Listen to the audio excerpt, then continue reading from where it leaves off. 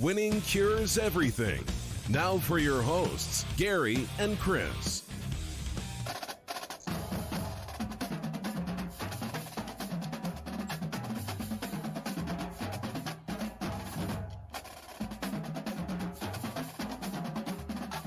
Welcome in. It's Winning Cures Everything. Today is Friday, August the 7th. I'm Gary. And I'm Chris.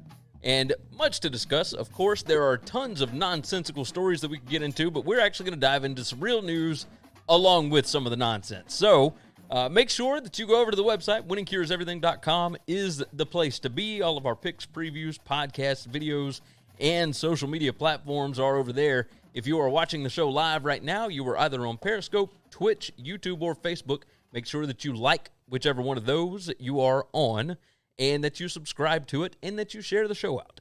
Click the little like button, all those wonderful things. Do us the favor and help support the show, of course. Tell your buddies about it, all that good stuff. If you missed the live show, of course, there's the podcast. You can always go grab it over at Apple Podcasts, Google Podcasts, whatever. The Brown Yeti already jumps in on YouTube. He said, "What's up?" If you want to jump in the chat, have at it. It's right there. Whichever platform you are on, it will populate right there in the bottom left-hand corner of your screen. Go on and check it out. Let's do this thing. First things first, my buddy Terry decided to drop off a hat for me this morning. He wanted me to wear a Ryan Sandberg hat, a Cubs hat, on the show, so I am doing that today. Matt jumps in. He said, "What's up? What is up, everybody? It is good to see so many people in here on a Friday afternoon." Chris, is your day going all right? No, not really, but that's okay. It's maybe the show will get it to be a little bit better. So I've had so much crap to do today. It just feels like with school starting back up and our wives going back to work and all that, it completely changes the routine. It's a mess. It's a complete mess. I don't know what's going on. But either way, go over to sbrpicks.com, by the way, everybody. sbrpicks.com has all of our college football coverage. We will have multiple previews next week for some pretty big power conference teams. So go over and check that out. Make sure you are subscribed to their YouTube channel. That is sportsbookreview.com. They will be able to help you out. We are going to help you out with some picks, some futures, all of those wonderful things now that we finally got some schedules. So, Chris, is there anything you want to hit before we dive into the list? It doesn't matter. We want to talk about Russell Wilson real quick. I mean, you just showed me this thing, and I'm not sure. I'm not sure what to say about it. This is the most cringeworthy thing I've seen in a long time. I used to say that it's impossible to offend me. The word offend didn't come up, but I feel uncomfortable watching it. It's what was it? It was Mr. Unlimited. That's if y'all haven't seen that yet, just go YouTube it.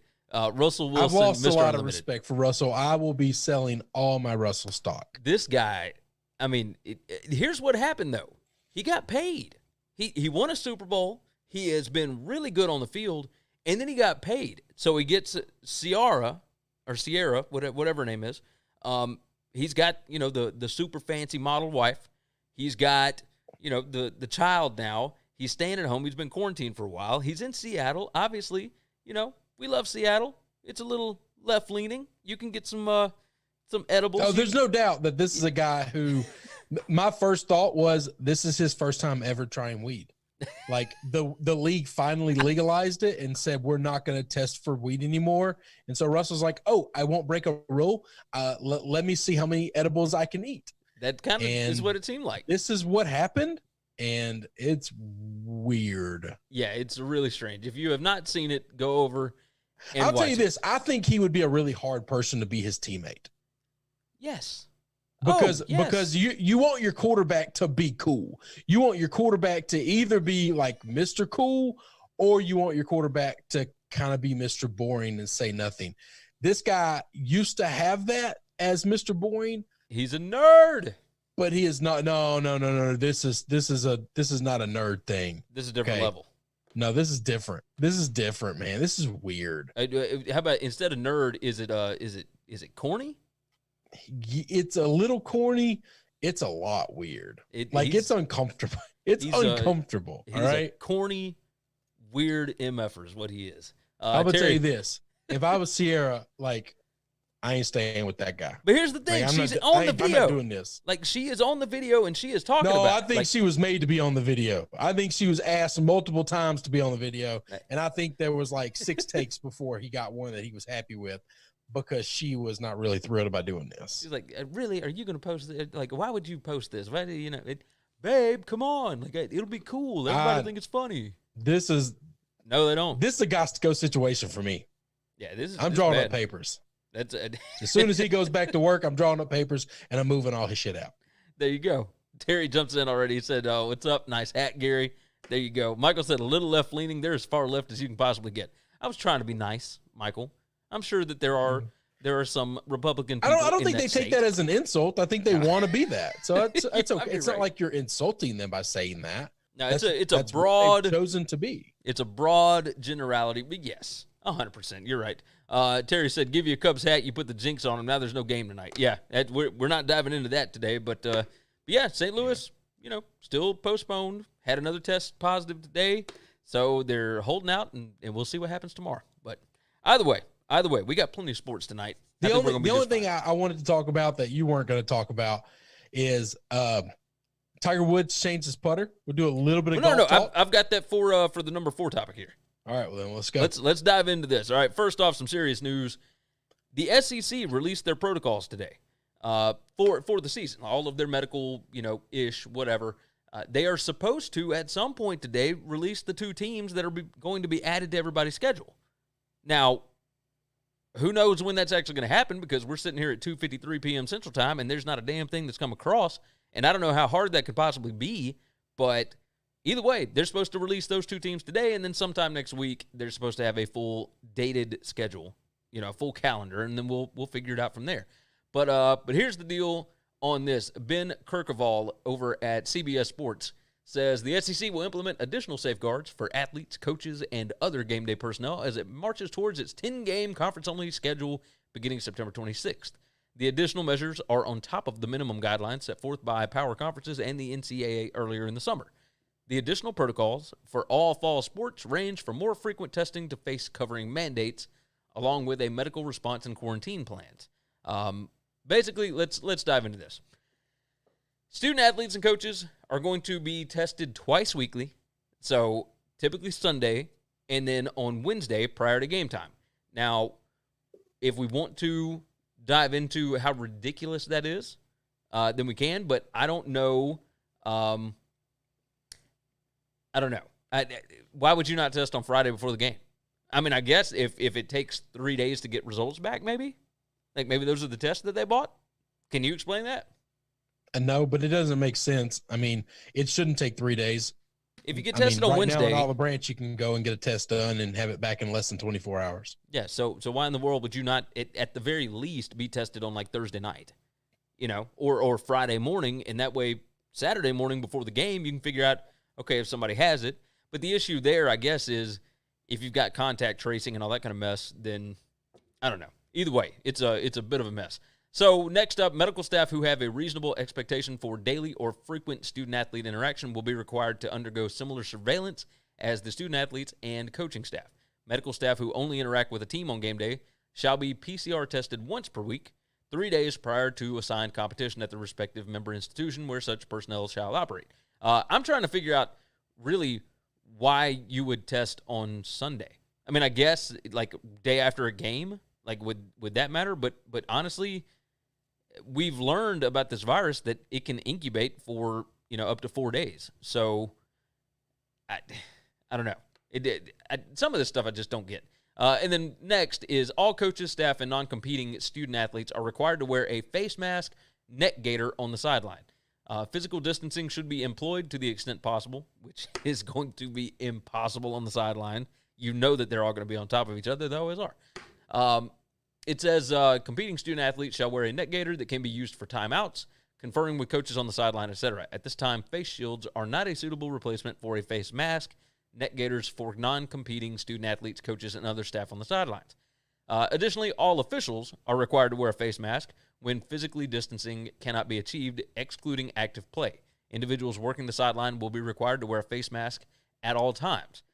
Each SEC program is required to designate a COVID-19 protocol oversight officer to educate and ensure all compliance with the conference's mandates. Okay, so that's a lot to dive into. Matt said if someone tests positive, you have more time to quarantine whoever came in contact with them, plus not allow them to travel. Okay, so that would explain the Sunday deal. Michael said you would think these schools would have rapid results. And then Matt said the travel is part of it, allowing a positive case to travel. Okay, I can get that. But even still, like the testing thing is just weird to me. Like, why on earth would you not get the rapid result test? Well, we don't know that they don't have that. But if that's the case, why would you do it on Wednesday? Hang on, you're assuming they did that because of the date that they're going to test. I mean, yeah, I guess so. I mean, I'm just making assumptions here, but it just... Here's the deal. They've made a decision to test twice a week, okay? So if they're going to test twice a week, they got to pick 2 days. Does it matter what 2 days they pick, really?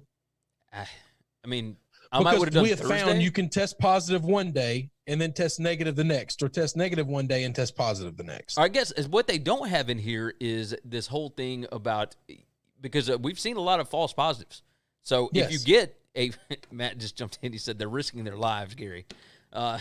If you test positive on Wednesday, then I guess you would get to test again on Thursday and Friday. And if you test negative those 2 times, then you get to play on Saturday. So that way you can tell if it's a false positive. Maybe that's it. Again, making assumptions. Terry said, I'd say test them after every play. I mean, they're risking their lives. These guys, I swear to God. So the face mask thing, that's going to be something to get used to. I haven't seen other conferences discuss this. I mean, what do we... Matt said we have some people who test positive who never took the test. They left the testing center before the swab was actually performed. Yeah, I've heard that. So, obviously we've got some faulty stuff going on here, which is a little scary. But the face mask thing, let's dive into that. Do you believe that everybody is going to adhere to I mean, that's a lot of, you'll obviously have it around around your neck. Yeah. And then you'll have to pull it up every single time you go over to talk to a coach, or every single time you go talk to your group of players or whatever. You just don't have to wear it out on the field. That seemed a little weird to you? No, I think it's fine. I'm wondering if some of this is for optics, maybe. Or do you think it's actually... I think that's fine. I think what they're asking is reasonable, and any benefit, any type of help will help. Yeah, I guess you're right. Matt said... I mean, you're wanting them to make it 100% safe and secure, then we can't play football, Gary. So we have to be flexible. But no, you've got a valid point. I'm not looking for it to be safe and secure. I just think, like, if all these guys have tested negative and they're okay enough to play the game. They still want them to wear the mask. I understand that. I get that. Okay. And obviously, I'm not because one of we these know people. You can test negative one day and be positive the next. Yeah. So that's the reason why we want to help mitigate anything we can mitigate. And that makes sense. Obviously, I am not the kind of person that is telling people not to wear masks or that it's a fraud or whatever. I wear my mask as frequently as you could possibly do it. But, the Brown Yeti said it's hard to talk through a mask. Well, it depends on what kind of mask you got, really. Like that, the ones that I've got, not that hard. Michael said this is going to be a shit show. And Matt said conditioning is going to be huge. They are going to get gassed in hot weather. Maybe, depending upon what the face masks on the helmets look like and what ends up being, I've heard about them fogging up and all that kind of stuff, especially down to LSU. Terry said the face masks are dumb because in the MLB, the first and third base coaches are supposed to wear them, but half the time they're down or below their nose, so they're not serving any purpose. Again, some of it might be optics, but the other side of it is, like Chris said, I mean, anything you can do to help stop it, I mean, why not? Like, it kind of makes sense. So yeah, the SEC coming out with all this different stuff.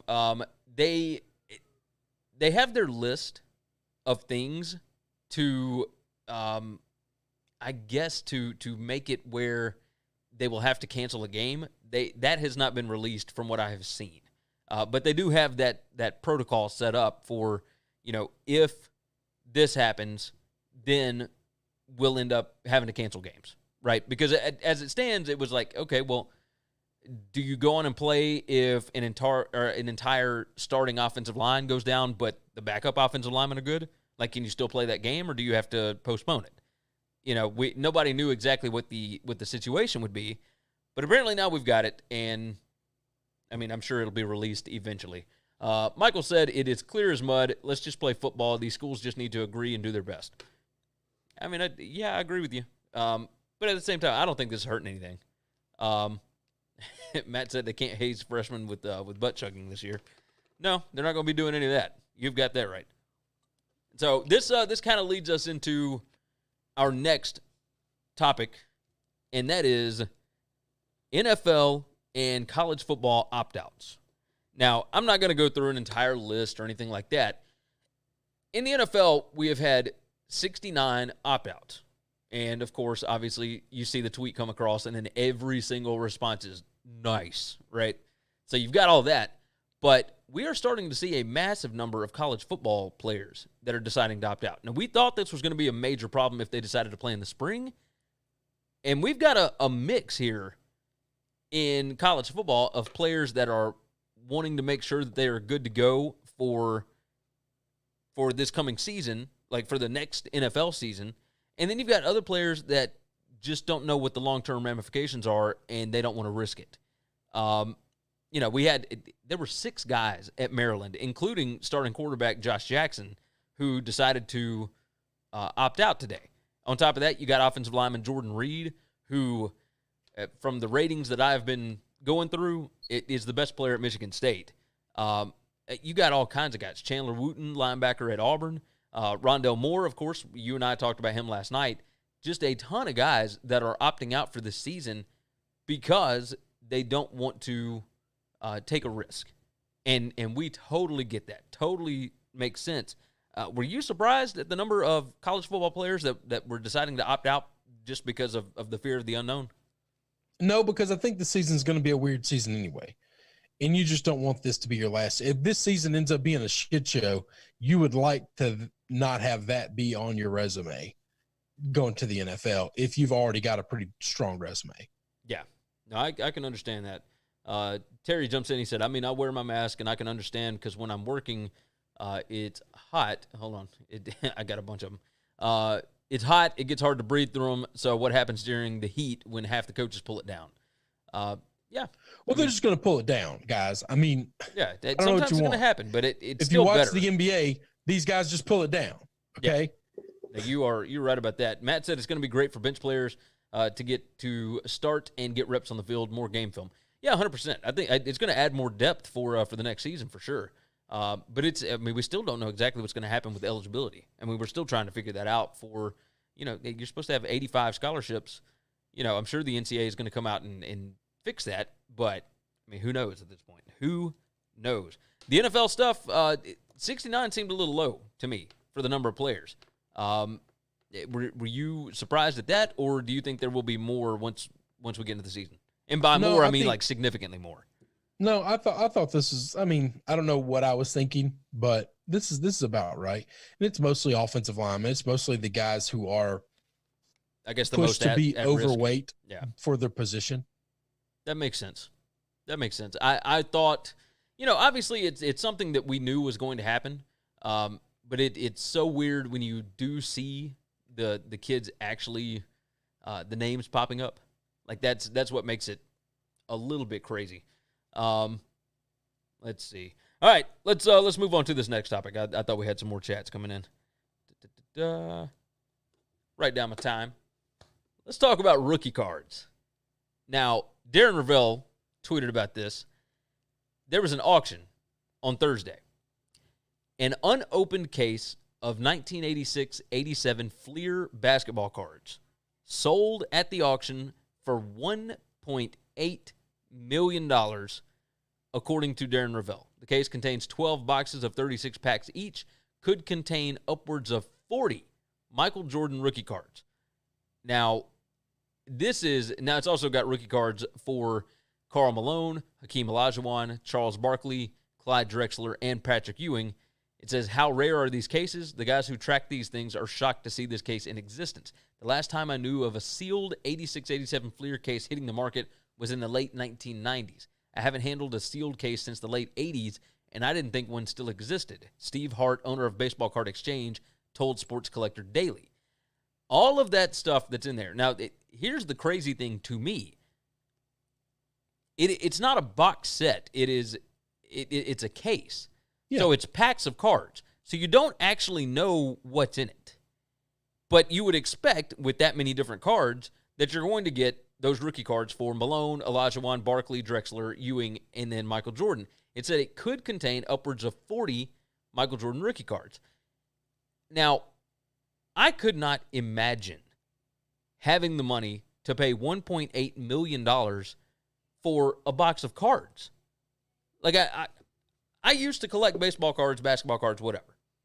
But I guess the older I've gotten, the less into expensive memorabilia I have gotten.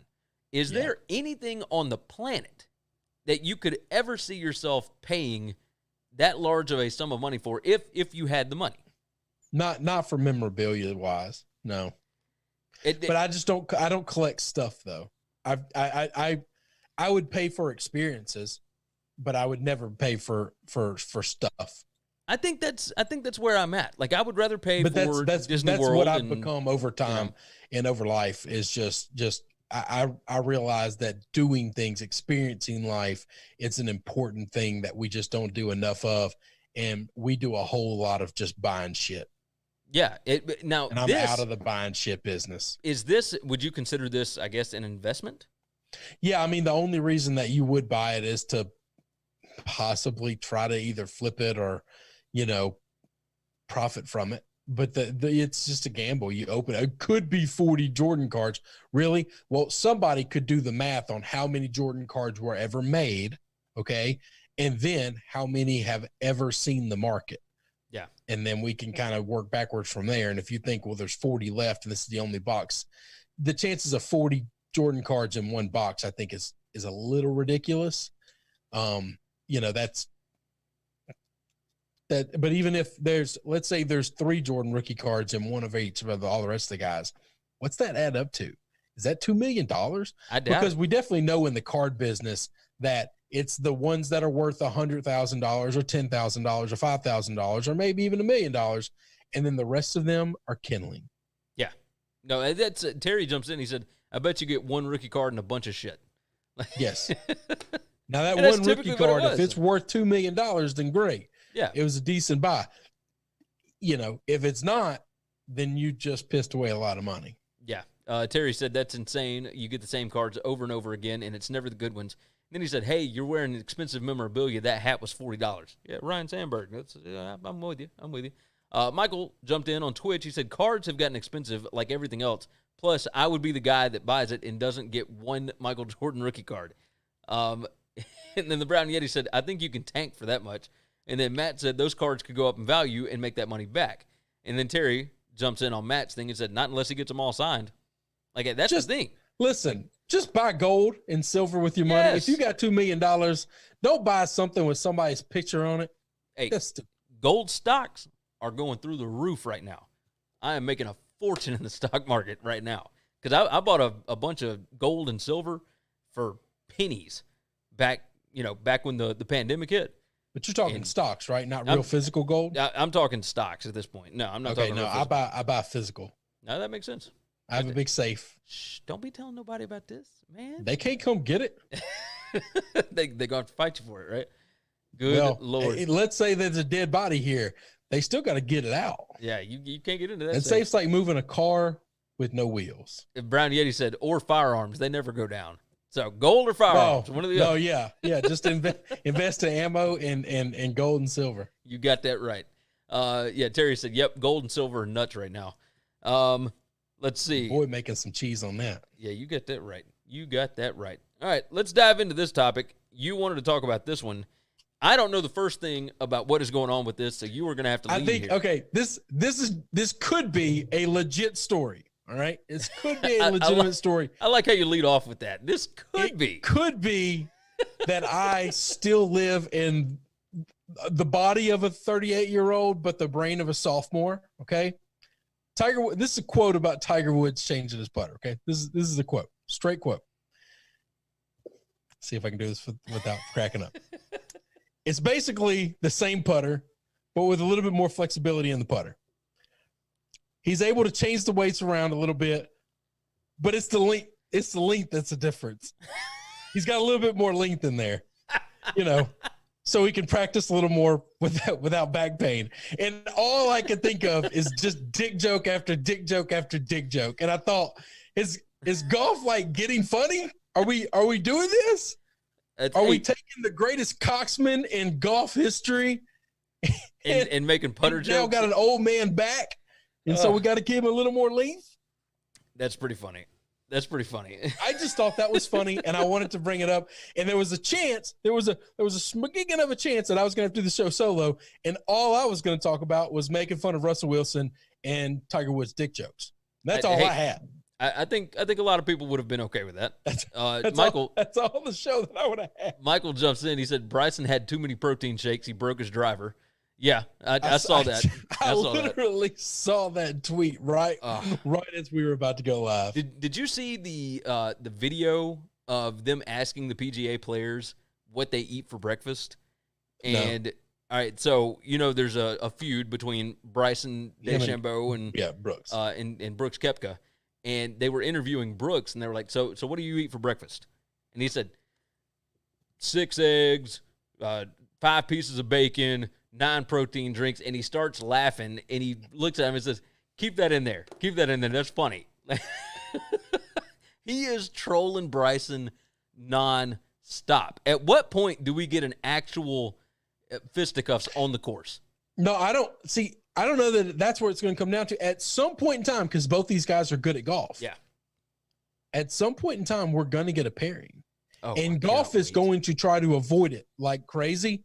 But one day there's going to be a Sunday where they're 1 and 2, and they're going to have to lead off. That would be so much fun. I'll tell you this: they need to take it off of regular TV and just immediately sell it for pay-per-view. Oh yes. Soon as Saturday ends, and that happens, just NBC, CBS, whoever owns it, just says sorry guys, we're gonna need $25 for you to watch Sunday. I'd pay it. I think. Every golf fan, I think, would. I think rando sports fans that know just enough to know that Bryson's weird and Brooks is trolling him, that's all they need to know is, there's going to be a fight in golf. I'll watch 2.5 hours of that. Yeah. No, we could definitely get down with that. So Terry jumps in. He said he's going to Denver. He's going to